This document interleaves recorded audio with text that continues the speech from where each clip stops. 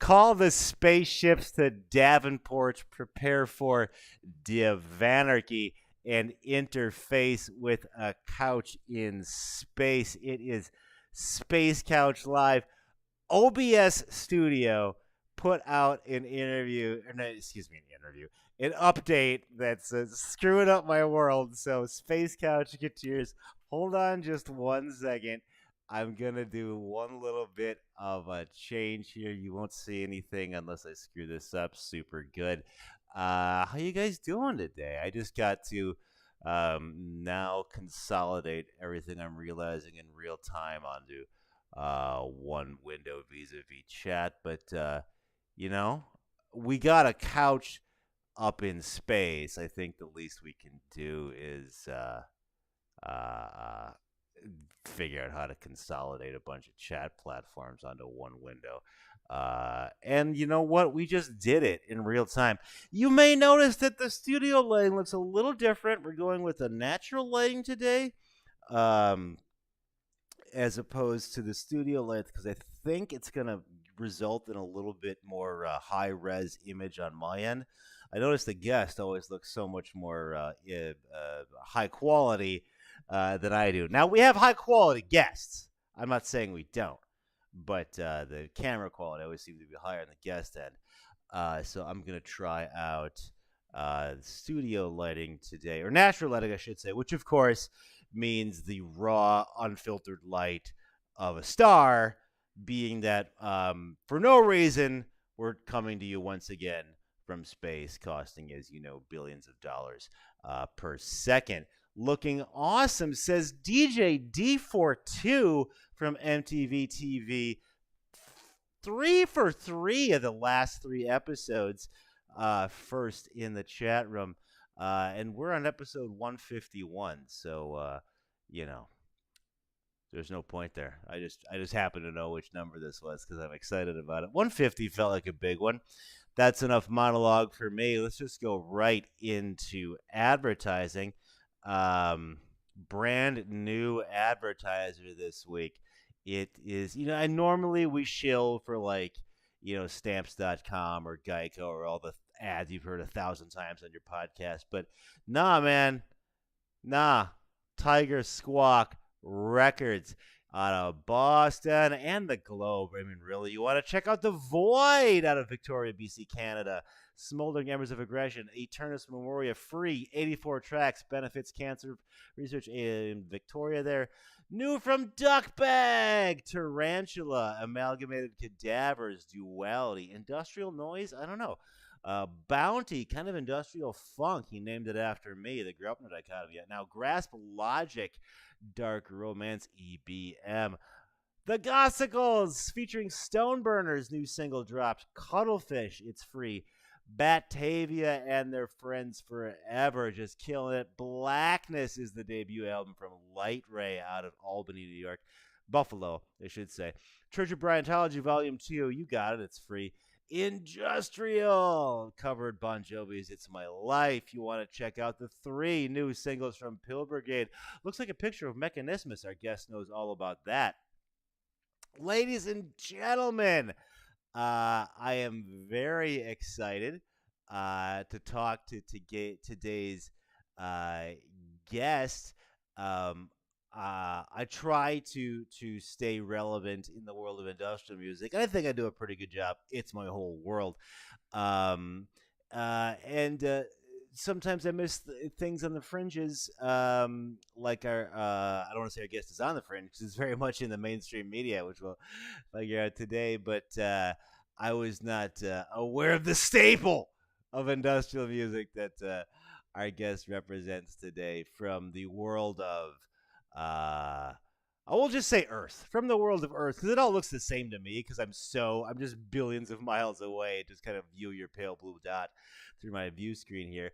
But maybe for an update on Terra Firma as well as all things in his world. Ladies and gentlemen, please welcome for the first time to the show from Seattle. What's going on? Hey, it's amazing. The time differential isn't so bad between here and 15 million miles away where you are. Yeah, you'd think it'd be like super gnarly, like with a year delay, but it turns out it's just about east to west continental United States. Just one of those cosmic coincidences, pardon the Oh, pun. But speaking of stellar, you certainly are among those ranks. I'm not sure where to start because you are a multifaceted man of mystery, although hopefully less mystery after today's episode. It says on the edge on the screen there. So let's start yes. with the radio. Okay. I came into you sort of, you were my precursor to, we were lucky enough to be able to do Space Couch and, of course, the amazing 2022 edition of the Mechanismus Festival. Oh, yeah. And you were on there and just commanding with presence. You can, I think, experience points to itself when somebody sort of knows what they're doing. It was like, oh, this guy So knows what's up. Mechanismus started as like an occasional event here in Seattle. Ali is the main guy behind it. They do DJ nights and then start to bring in some live acts. And I think about 3, 4 years ago, actually maybe 5 years ago, they started doing a once a year festival. Mm-hmm. And, I missed the first couple. And I was Mm-hmm. supposed to make it in May of 2020, but we all know what happened in May of 2020. So I get reports out here in space, but I hear it was pretty gnarly there on Earth. yeah, it was pretty That was a bad. rough run for you guys. At least you didn't have to wear a mask. Okay, all right. Well, I mean, I'm used to it because I need it for space. But if you just guys want to watch some beautiful industrial music, I can see that being I, a little bit of um, annoyance. so we had the Mechanismus Festival called Stronghold this year, and it was 5 nights of bands at a venue called the Crocodile, which also happened to have a movie theater downstairs where we decided to do some band panels. And one of our band panels happened to be right before your live broadcast of Space Couch. Yeah, and it was a fascinating insight into the history of Crunch Pod with Uh, a group of people who I describe as looking like a gang from a Batman movie, but that really weird Joel Schumacher one, especially, I think. yeah. Um, Their music is really good. I mean, it's some great power noise. I So it was mean, fun to talk to them. who doesn't have a shelf dedicated to just? I mean, I'll have like my Prince section or my Frontline Assembly shelf, Right? but rarely to a label can I fill up a shelf such as Mm-hmm. Crunch Pod did. But that information, at least, was facilitated unto me by your interview style, honed by years on Seattle terrestrial radio. And Uh, Los Angeles and and San Los Diego. Angeles. Well, let's get into it. We like to talk about Pat 626 out of Roanoke, Virginia, likes to call it the supervillain origin story. But we're all heroes here on Space Couch. Give me your superhero origin story, Oh, dear. at least for radio. I know you've Okay. got a storied career, but for Well, whatever's useful, let's give me your avenue onto okay. radio. Start with the fact that I was born an only child to deaf parents. And Wow. and when your parents are deaf, you don't get to learn speaking by hearing them talk to each other. So Wow. I learned how to talk by watching television and listening to the radio. Wow. Um, so as you might imagine, as the years pass, oddly enough, I get attracted to doing radio stuff, although how I came to do it was completely by accident. Let me Um, pause you right there, just for our audience. You're a hearing abled person. yes, but I Okay. can sign. Okay. My parents are deaf, so I can sign with them. Awesome. If you're just listening to the show, Mr. Our guest just busted out some amazing sign language out of nowhere. But so you're a completely hearing person. You're born to deaf parents, Yeah, and your world of audio is through pop culture, essentially. Don't let me put words in your yeah, mouth pretty here. much. I mean, it's interesting because a lot of time, I mean, when I the way I describe it to people, it's not unlike being a first generation American. Uh huh. That oftentimes you're basically your parents' bridge to the world that you're in, but you have to half be in their world. So I had a foot in the deaf world, foot in Wow. the hearing world, and yet I'm something kind of different from both. Blowing my mind. Well, we talk about an origin story. That's one literally. Those are your origins as a human. Right. So I got really good at speaking for my parents, talking on the phone, doing other Mm. things. So it made a certain amount of sense that when I accidentally dropped into a radio station at a public school, I could be a mouthpiece pretty easily because I'd spent my entire life doing that. Fascinating. Okay. And the high school station was an FM, and it had enough broadcast range to cover the entire city of Seattle. Oh wow. And about 3 months into my time there at age 16, we became an R&B rap station because Seattle had no FM at the time doing it. Mm-hmm. This was like 1982, Mm-hmm. because I'm now aging myself. Hmm. Uh, and Time works differently out here in space. You're fine. Okay, there you go. So you mean I'm only 30 now? Right. Okay. You're significantly younger than I am. You're 30. Wow, cool. Um, so uh, so we kind of made a mark in Seattle on that, and by the time I was a senior, I was kind of running the thing. And this is the year that Thriller in 1999 came out, Wow. Okay. and and here I am as a 17-year-old. You know, you get vinyl sent to you by a record label, and you put the needle on the record, and you're like, "Wow, this Africa song by Toto isn't half bad." Oh, interesting.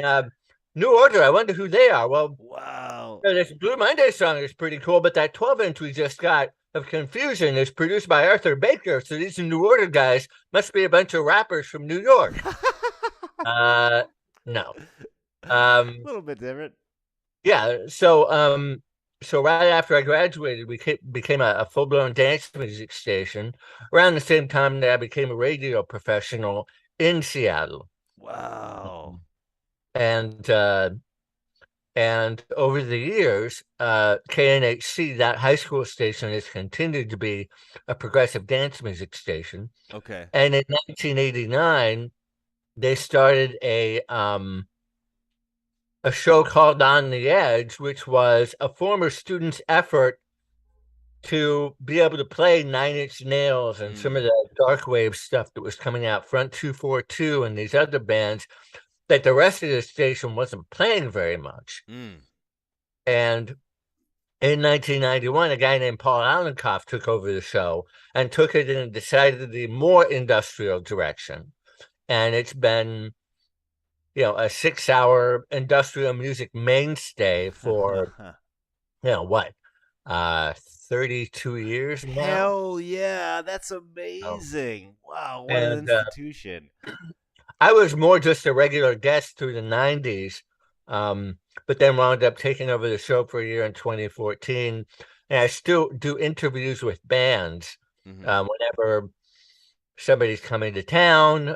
When Mechanist was about to do the festival, we did like 4 different interviews with different Mm-hmm. bands and different folks to get everybody riled up for the festival. The thing about radio is that we have so many different options of what to listen to.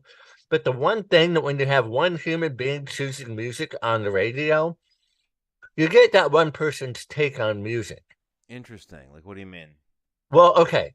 So you can listen to Spotify all day long, and I do. I listen to Tidal more than Spotify. But the thing I miss about it is having one individual person's take on what is cool music. Oh yeah, like a bookstore or something. Like I'm Right. curating It's this, and personal touch. yeah, I mean, interesting. that's part Okay. of why record stores were so cool. You go into a record store, especially if you trusted the people working there, you'd be like, what good new music is Mm-hmm. out there? And they'd say, Mm-hmm. oh, listen to this. Amazing. Yeah. I mean, everybody's got that story of that's how they discovered Skinny Puppy or something. Like Right. the guy behind the counter there knew it, and Yeah. maybe it'll come up on shuffle for you on Spotify if you're lucky. But who knows?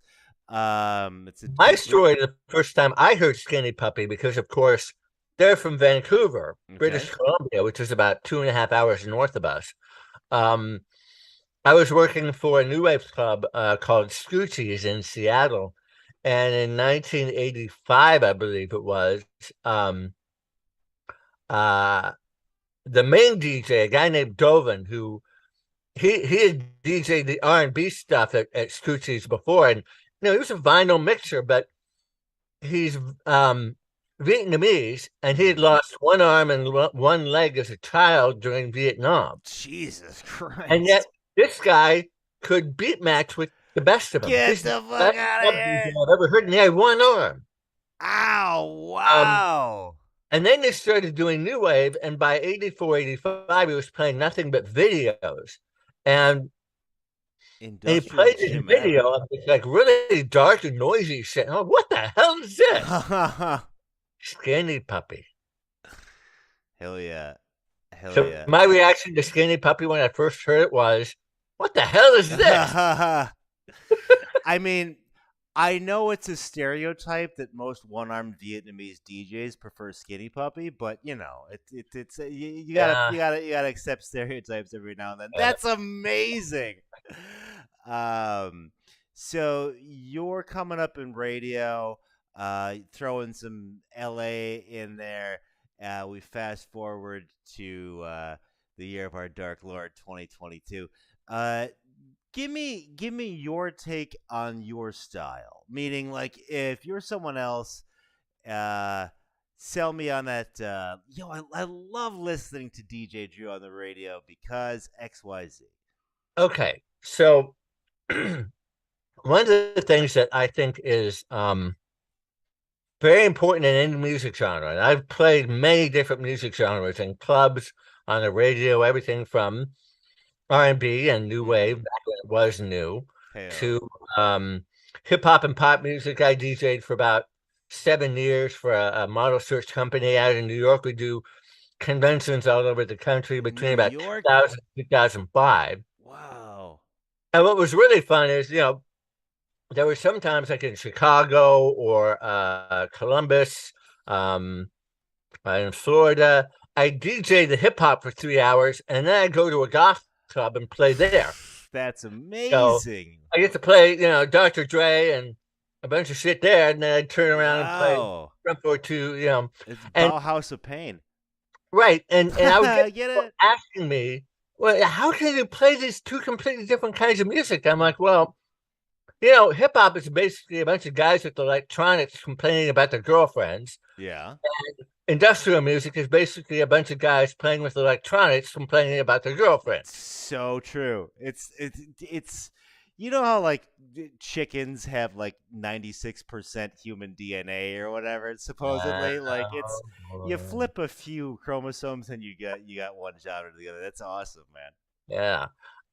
So in the 90s, okay, you're asking about my style. Yeah. I was always very good at whatever music format I was doing on the radio. I was always good at knowing what the history of that particular musical form was. Okay. Even if it was just a radio station playing some current stuff with a bunch of older stuff, Uh-huh. regardless of the genre, whether it's a major genre or what some would consider a less popular genre. Mhm. There's always the top songs of the past and how the music of the current time compares to it or pulls it in a different direction. Wow, where Right. do I sign? That sounds great. So so in the 90s, um, I was playing at clubs in Seattle like the Vogue and the Catwalk and the Phoenix and doing a certain amount of event production. Um, but I realized early on that I had a tendency to have tastes within any genre, and it was true for goth industrial of the stuff that most people tend to enjoy, or at least that they can tend to dance to. Mhm. And people would ask me, "Well, you know, as a DJ, what do you play? How do you decide what you're going to play?" And my response always was, "Well, I'll play what I know my audience wants that won't drive me nuts." That's So amazing. and So it's fortunate that most of the time, the stuff I like is the stuff most people like. So for me as a DJ, I have a particular fetish to keep a full dance floor. It's a good one to have if Well, you're a yeah, and DJ. there's certain ways of being able to do that that have just as much to do with the technical aspects of sound as the songs themselves. Well, so let me do. I'll do a little bit of unsolicited promo for you here. Let me know if this comports with reality. It sounds like you're gonna get when you tune in to DJ Drew. You're gonna get the complete experience, meaning you're going to get the sort of left-brained technical homework this man does. Homework. He's going to synthesize histories and current standings of an interviewer combined with what's classically called this right brain feelings based. I'm going to judge the emotional temperature of a room to keep this dance floor going in perpetuity, like the industrial perpetual motion machine I am. I'm going to call that good because it sounds good to me. So, full disclosure, On the Edge is a 6 hour radio show on Sunday nights. I do two of the 6 hours, and Uh-huh. DJ Saint does most of the heavy lifting because he's the guy, finding every single shred of new music out there that people might be interested in. So, Fantastic. Well, 6 hours for 32 years. yeah. Belies a team effort. Shout out to DJ Saint, and you'll want to catch very two specific hours of the On the Edge industrial block. Pardon the pun here on Space Couch for getting our guest not only on the interview end. You are a creator yourself in many endeavors. It says Venus with an eye on the screen here. Let's Yes. touch on that. You know what? Let's just cut to a clip and then we'll go to it. This is Okay. Eno esque. Oh no! Oh, we're gonna crash into the sun. You do it? You do Ah! it? Surely we can begin to work a little harder, to bind up the wounds among us, and to become in our hearts, brother. Surely we can begin to work a little harder. Surely we can begin to work a. Surely we can begin to work a little harder, to bind up the wounds among us, and to become in our hearts, brothers and countrymen, once again.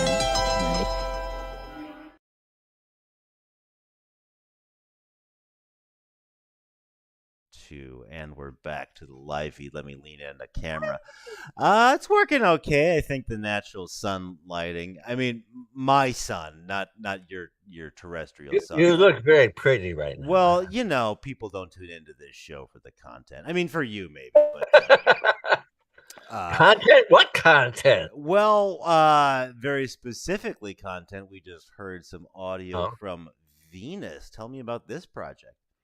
Okay, so it's something I've been doing off and on for a long time. But if there's been one flaw in my master plan in terms of being a songwriter and making content that way, I got very good at writing songs on the guitar, and Okay. I got very good at being able to survive on very little money for a very long time. Even as I moved to California in 2002 and then simultaneously worked for an alternative rock station in San Diego while DJing at Club Shabbat, a longtime industrial night, gothic night down there. Wow. While living in LA and working on Multi-talented. acting, the only problem was I never set aside enough money to buy my own equipment to make electronic music. It is not cheap. No. And because I was moving around so much, I always had a laptop, and you couldn't make music on laptops very easily back in the day. No, no. I make the joke that this stuff costs more money per note to make than every single Ramones song combined.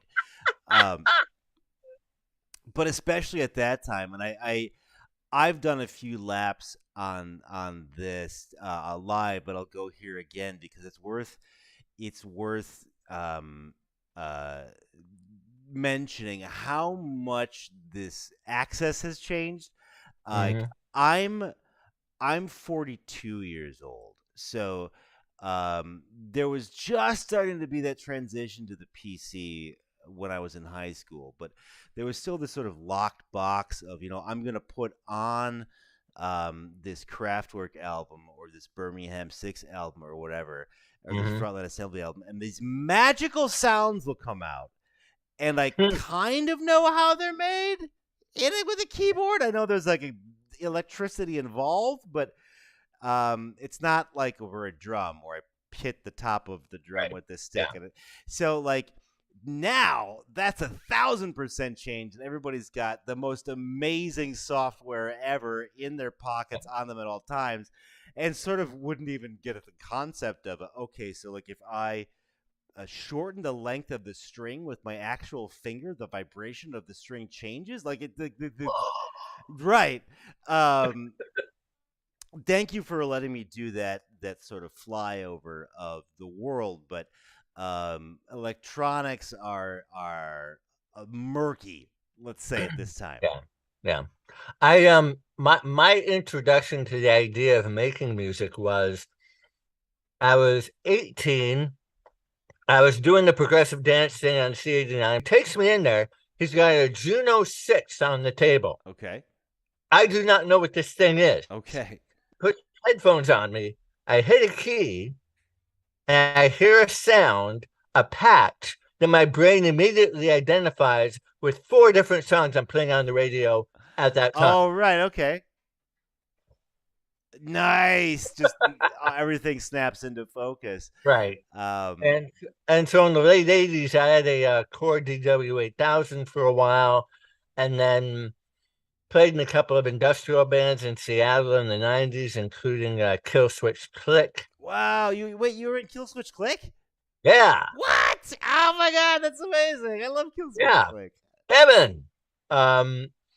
And then I wound up doing the DJ thing, and in the early 2000s, I when I'd first moved to LA, Seabolds from Hate Department was still living in LA, and because I didn't have the electronics myself, we did a short series of recording sessions, and then he moved back east, and I got caught up in acting and being on the air in San Diego, and it wasn't until I was back in LA full time in about 2016, after a year in New York, that I finally realized that I could get a MacBook Pro laptop that was powerful enough to run Logic and plugins, and I'm like, yeah, that was a big moment for me too.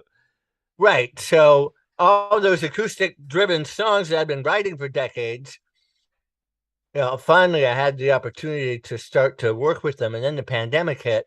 Ironically enough, I wound up unemployed and back in Seattle, but I was making enough money off of unemployment and not having to pay so much in rent that during the pandemic, I was able to accumulate enough equipment to finally start making noise the way I'd always wanted to make noise. Cool. That's how we got to me running across an article about how Brian Eno made his first ambient album, which was basically nothing but tape loops. His theory was, if I had tape loops of different lengths that each just rotated, I had like 8 tracks of different loops. If I just let them go for 5 or 10 minutes, cool. That's pretty. Sound musical, almost on purpose. Wow, that's factory, literally industrial. You're making a machine. That's really cool. That was Brian Eno in 1978, 77, I think. Well, that was then. This is now. Is this available for download anywhere? It is, although I did not do my homework. I can't remember what compilation it's on. Well, it's on Stephen Saunders, an old friend of mine, put out a friend of the show track. We advertised it at the beginning of the set here. It's called Aeternus Memoria, out on Tiger Squawk Records. I didn't know we put you out. That's how much. Yeah, I'm on it. So, okay, check out Venus on Aeternus Memoria, available from Stephen Saunders. And I didn't know Stephen Saunders. That's amazing. Now he plays with the Gotsicles a lot when we do. Oh yeah. Well, he's he's a Northwest native, so he's in Vancouver right now. So hell yeah, he helps me out quite a bit with Tiger Squawk. That's amazing. I didn't know we had that connection. Yeah. Well, you are on point today because you sort of set me up with the other thing that I know we're all over the place, but I want to get to this. Want to make sure we do because it's really exciting for me anyway. Um, I am out in space, but even when I'm on Earth, I am way far away from the glitz and glamour of Hollywood and Boston. So this stuff is always really cool to me. Our guest, not only letting the airways ablaze in Seattle, but the airways onto your television set. Here's the actor reel. Let's just do this. Oh, space couch problems. Oh, wait, we'll come back. We'll come back. We'll come. Charlie, you can never come back. Did I not set up the? Okay, we'll just do. We'll commit space sin and just hit the. Ooh, perfect. So, how long are we gonna keep doing this dance? At that moment, Exposed himself to a minor. Hey, you're pretty good. And how do you know that? Mind if I play? Oh my God. This is obstruction of a peace officer. We're peace officers. And you're retired. I would like you all to ask yourselves, what does horror mean to you? There is no big gay party in hell! You are an idiot, an imbecile, a man with no intellectual sign of life or understanding of the world around him, you stupid fucking asshole! I'm walking out! I'll ask her to apologize. I just think you're wonderful in this play, and it would be a shame if you didn't do it. Hey, you're pretty good.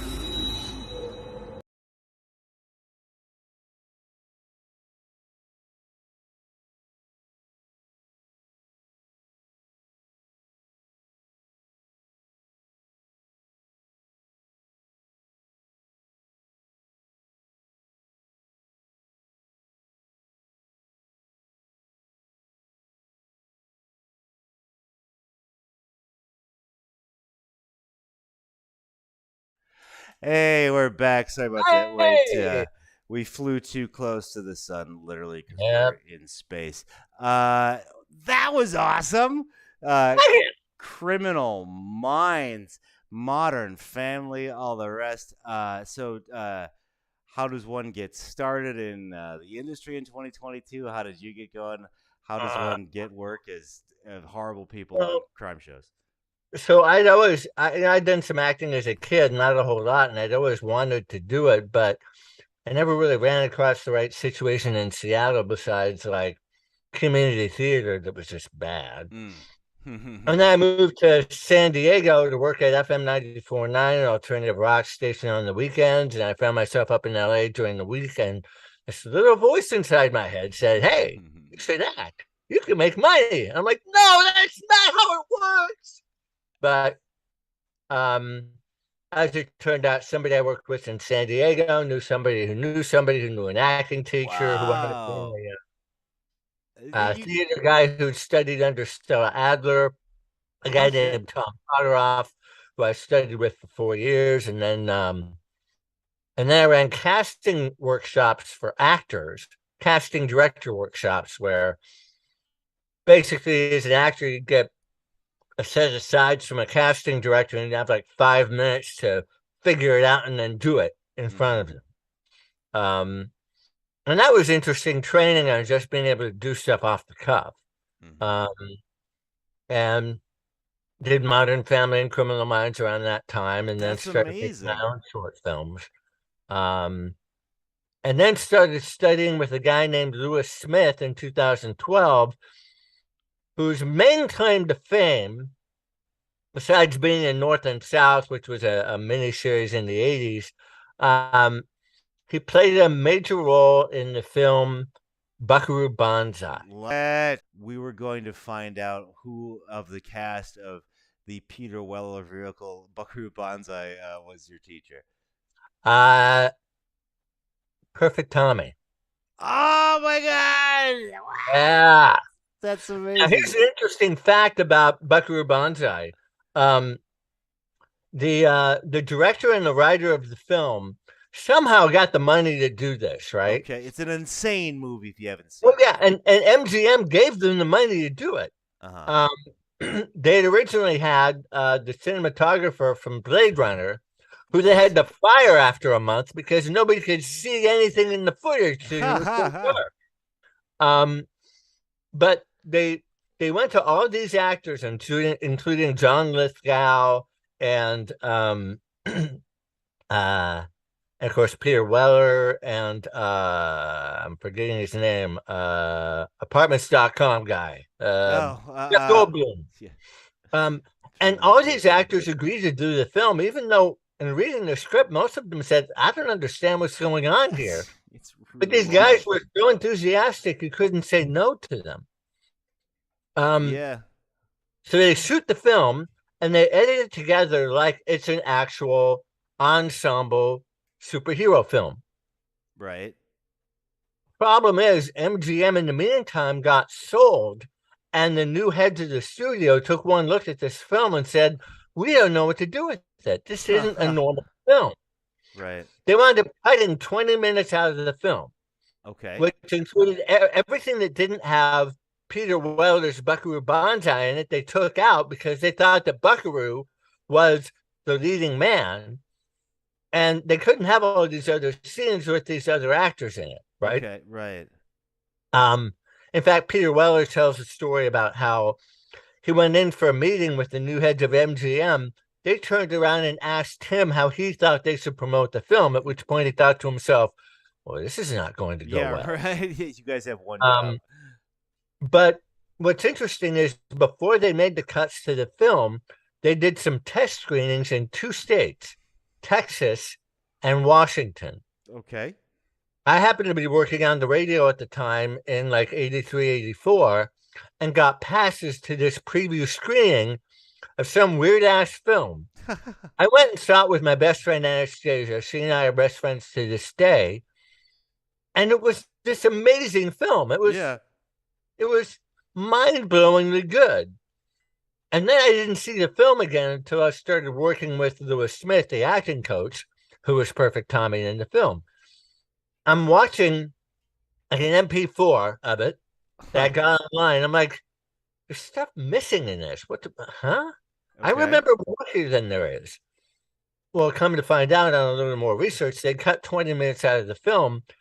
And because part of the way the film industry works, much like the music industry, where Universal lost, thousands of master audio tapes in a fire at Oh no. Universal Studios back in 2008, a lot of times if you shoot a film, back in the day when it was film, you keep the stuff that you edited out, but they can easily get lost. And because MGM got sold a number of times, nobody's been able to find the missing 20 minutes of footage from Bucky. Oh, I didn't know that. That's such a cool Hollywood mystery that there's mysteries. There's mystery footage of all things. Yeah. Buckaroo Banzai and the, what is it, 8.5 dimension or whatever the full Well, time. right. So Perfect Tommy had more scenes in this film because he was arguably the second lead. Yeah. But they cut out everything that was just him without Buckaroo. So I came away from that film thinking, wow, this blonde guy is really cool. I wanted to bring blonde. But it wasn't until, being there in this class, because he had studied with Stella Adler, Meisner, and God, I'm forgetting the other guy's name. The 3 top acting coaches of the second half of the 20th century. Gangsters. He was old enough to be there, but young enough to still be here now. But on watching, that first cut of the film, Perfect Tommy has a lot more going on in the film. If you watch it now, you'll notice he barely says anything through the entire course of the film.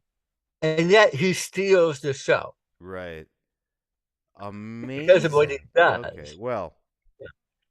Anyway. I mean, I wasn't expecting to do a deep dive on Buckaroo Banzai in this episode of Space Couch, but I'll take it. That's pretty sick. I got to space and time are of course infinite, but ours is not. So I'm going to jump just a bit because I want to make sure to get this in for purely Yeah. selfish purposes. Right. I was wondering if you could impart, honestly, not only to me, but so many people have their own shows in similar veins these days.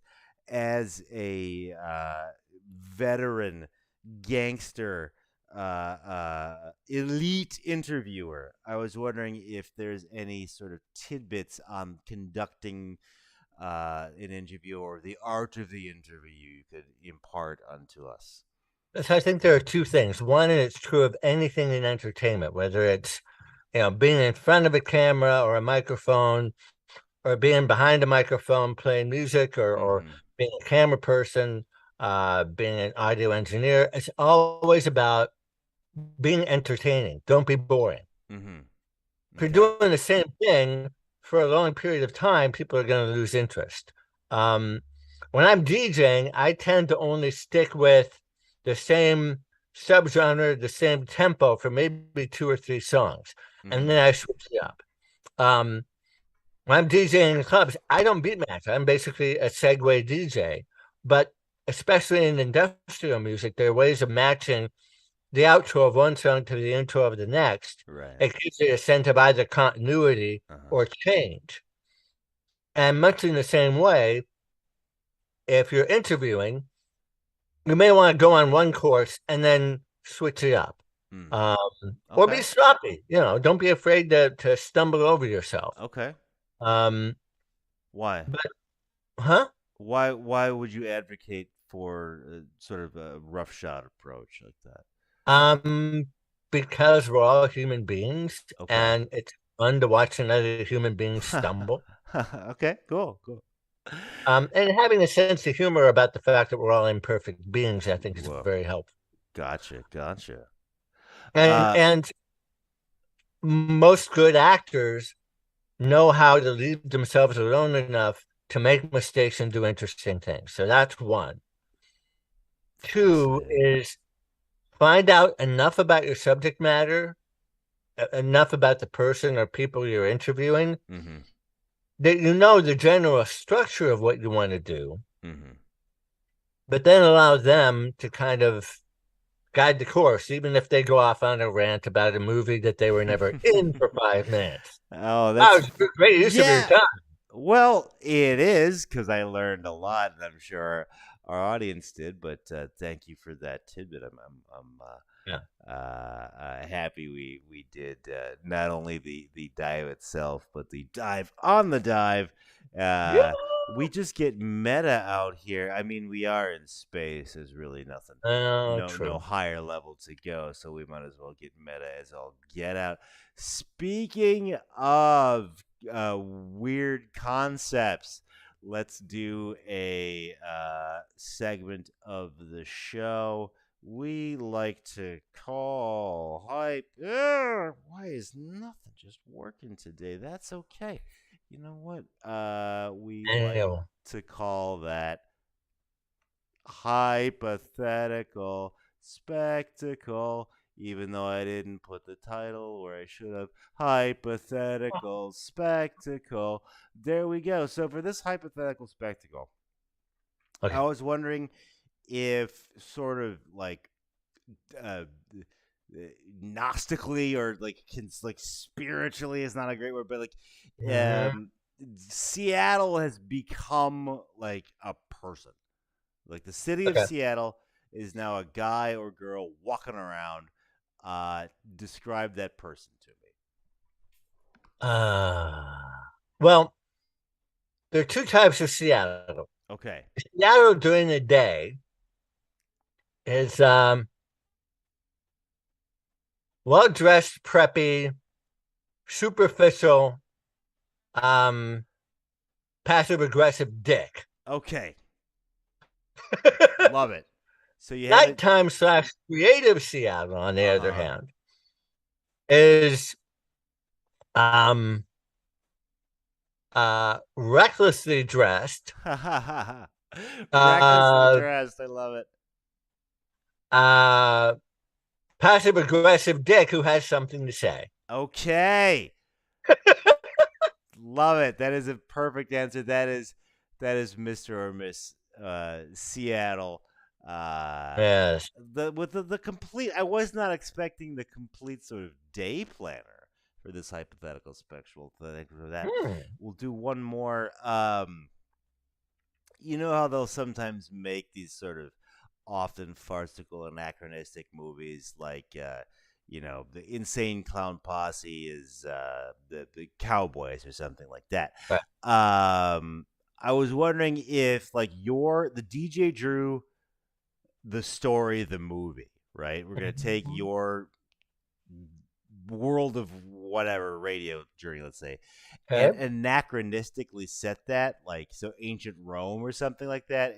Where would you put the fan fiction version of your story in alternate history? Oh my! I know that's weird, but I'm running out of them. I'm running out of analogies here. No, I'm just running out of like weird questions to ask people. Yeah, but I don't know much Greek or Roman mythology or even. Well, let's just. Do you have a favorite sort of period of history? Okay. I've been a Star Trek geek since dude. I was like 6 years old when it started airing on UHF television. I've always made the crack that I'm the spiritual child of Kirk and Spock. There you go. But I'm probably a bit more like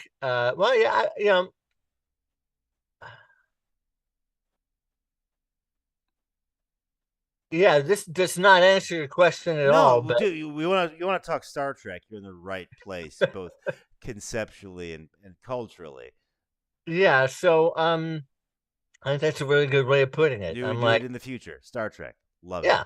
Let me ask you this last minute because I want to get it in. Are you watching this? We had a drought for a while, and now we have like a salad bar of choices for your Star Trek consumption. Are you watching any of them? I'm watching all of them. Okay. I love all of them. Do I want to? I was just gonna ask. My wife and I had to tap out of Picard. Like, it just got too unwieldy for me. I.e., shitty. Like, should I get back into Picard, or should I do like Undiscovered? Where did you leave off?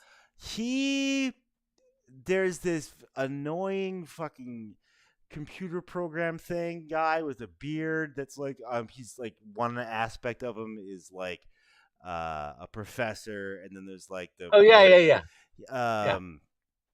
all those guys go down to a planet, and Picard does this horrific French accent, like we're supposed to believe he's some sort of android broker. And I was like, but you saw an eyeball get torn out of a face at the top of the episode. So you're like, I don't know what we're doing here. And I was just like, I'm stressed out now. I'm just gonna watch something else. Okay, part of my problem is I am easily entertained. No worries here. That's that's our audience. I mean, if I would say it's probably a good idea to get back into it, partly because for season 3 you're going to see the entire Next Generation cast, and you probably catch up. They know they got me by the short hairs with that next. Yeah, they kind of do. Yeah. Have you seen Strange New Worlds? No. I heard it's good. Have you watched Discovery at all? Yes. Okay. If you've watched the first 2 seasons of Discovery, then you definitely should watch Strange New Worlds. I think it's the best series they've done, and ironically enough, they're able to do it for a budget because of the advancements in technology over the last few years. Well, now we are going to take up some of your advice in short order, having just been quickly disseminated, but now I want to pivot a little bit and ask you, just get into a little Star Trek talk. Powerful statement. Does it topple Next Gen? There's what? Undiscovered Countries. You mean Strange New Worlds? Sorry. You mean Strange New Worlds? Yeah, sorry, I screwed that up.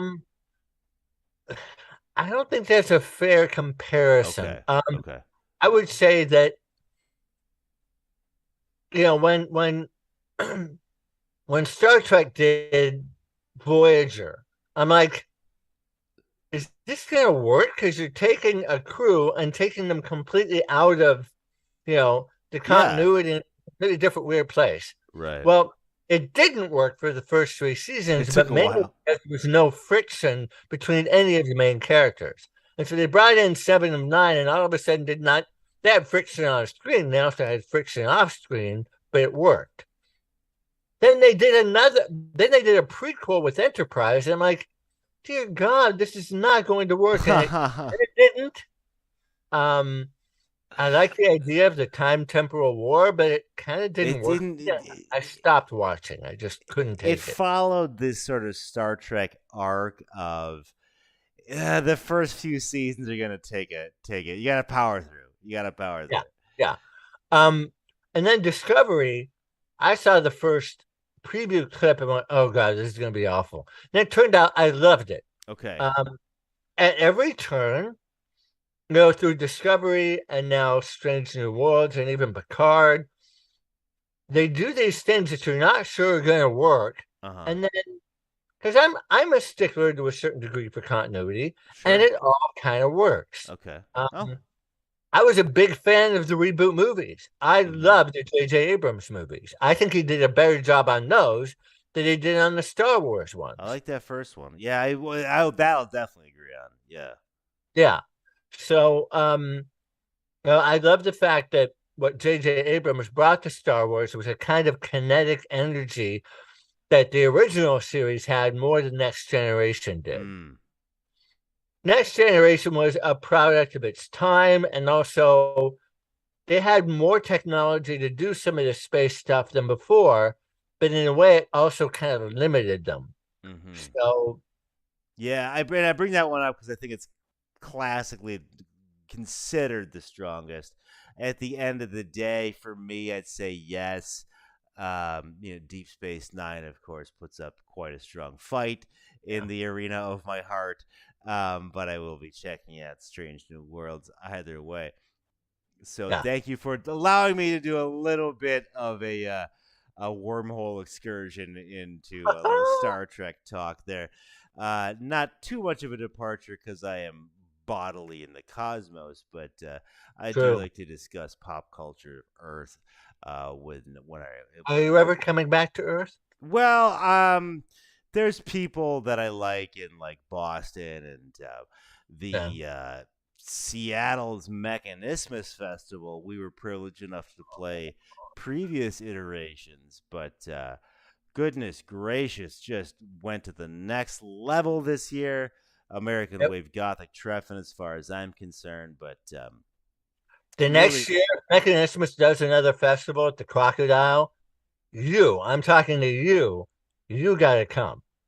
Yes, listeners. There's nothing that compares to it. I've been to other festivals. The Crocodile is a state-of-the-art location. We had panels, interviews with bands virtually every day. Yeah, like in a weird sort of cosmic, I keep using that word, coincidence. The last couple of guests we've had have all done, we're all at Mechanismus. So everyone's just said glowing things about it, but you seem to have insight onto next year? Oh, we'll see, but you are not wrong. I will echo your sentiment. You got it, listeners. You got to do this one. Like, it's really, really great. Bands, you have the option of staying in the hotel above the venue. Yeah. If you're the Bo Jackson of industrial music like myself and do the panel thing, the panel space is gorgeous. Oftentimes you are sort of relegated to the Hiawatha room of a Best Western or something like that if you play a convention. But Mechanismus treats you right. Anything you want to drop on our listeners, Mechanismus, Drew? Just that Ali knows power noise as well as anyone I know, and has built relationships with so many bands. I mean, he coordinated somehow getting like 55 bands together. Unreal. 5 days of performances. Unreal. Do you know how I hard that mean, is? trying to coordinate that many schedules, and we were talking June and July. Internationally. Right. I mean, it's and he found a way to at least break even with it. Unreal. Unreal. Just So, not easy. industrial community, we need your help on that. Plus, you get to go to Seattle. It's gorgeous. Yeah. We when I did that with Morris Black and Brian of Void Signal and my wife. We all did a Beneath the Seats of Seattle tour, and that was wonderful. I would encourage you to do such things if you go out to Seattle for that festival. While you are in Seattle, turn on that terrestrial radio. I know it's not your computer. You can get it there too. Yeah, Sunday nights it starts 8 p.m. Pacific time, which is I think -7 Greenwich Mean Time. So you're not gonna get. Look, I love Spotify. I can't say that I don't, but it's not gonna be complete shuffle. You're gonna get an offering. You're gonna get a curated list. Someone is deciding that these are the songs that I want to put out into my community, and let's keep terrestrial radio going. I know we beat it up digitally, and I've certainly contributed to that here with my stream that I use all the way out in space. But you know, the electromagnetic spectrum is not going anywhere. So, if you want to listen to On the Edge at any time, Mixcloud is actually a pretty good place. Mixcloud, cool. We'll check it. Trying to find the Mixcloud. Now my Mixcloud is at DJ Drooling, which is DJ DREWLING. Well, that's all we'll need. We'll check you out. DJ DREULING on Mixcloud for just you know, you wanna cut out the middleman and get a fine, like I said, curated, some would say concocted, some would say crafted like a spell, the components. You can get this auditory alchemy on the Edge. You want to check out Venus, available on Tiger Squawk's own Eternus Memoria compilation. TigerSquawkRecords.bandcamp.com is where you can find a link to that compilation that has its own Bandcamp. And to be fair, I'm way behind on.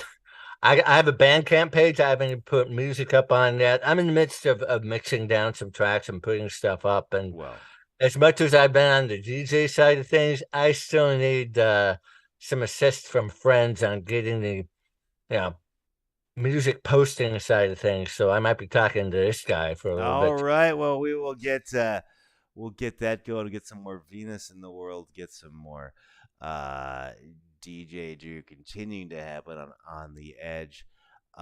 This we're just going to punch out here on this episode of Space Couch.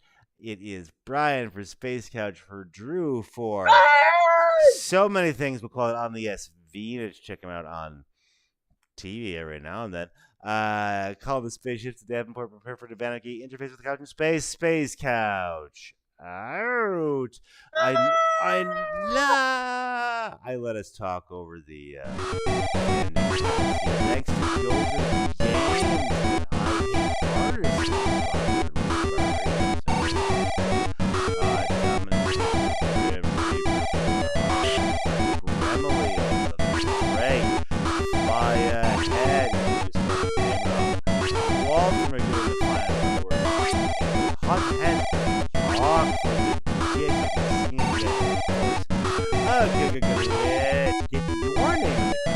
Patreon.com/Gothicles. Drew, this was awesome.